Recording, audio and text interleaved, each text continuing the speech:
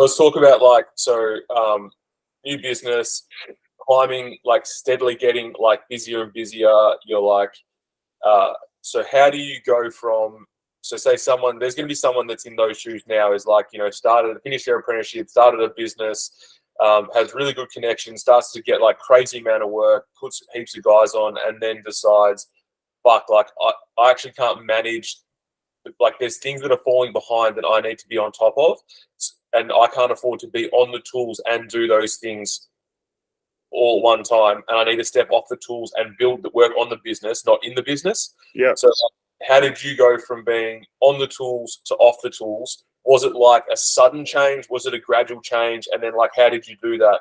Yeah, it's like, I suppose we've got to remember that it was always my intent to become a licensed builder and have a building company, not a carpentry subcontracting company doing other builders' work.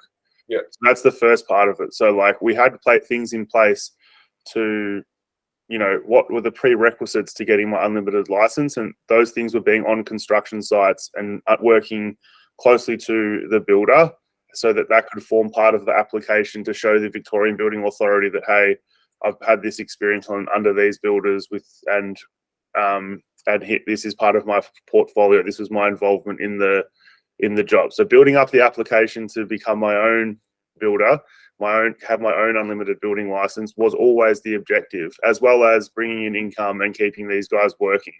So the intent was always to build something up that would free me to be able to do the application or to take on projects underneath a builder, which I could then submit as my application. So that was the intent of this thing. So to answer your question, it was really quickly, it happened really quickly that I was becoming a manager over a tradesperson. And the way you realize that is because if you're working, say me and you were working together and we were trying to put a timber beam up and you were on one end of the timber beam and I was on the other, and every time we went to lift it and shoot the beam off, my phone rang, I had to answer it. That now all of a sudden I've got you standing at the end of the beam costing me money and wasting time, and we can't put the beam up because I'm on the phone. That might have happened once a week at the start.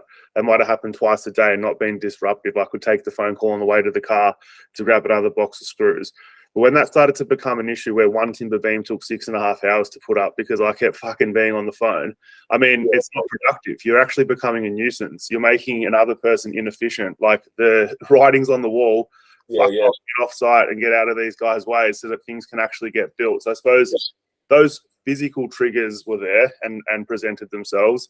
And also the workload was there, which meant step back and then develop, okay, how can we, with business development, how can we get, say, a leading hand carpenter, pay them a little bit more, give them more managerial responsibility and a group of guys that they look after? How can I then talk directly to them and coach them to be more set up leader structure around them or systems in place to help them navigate my stuff?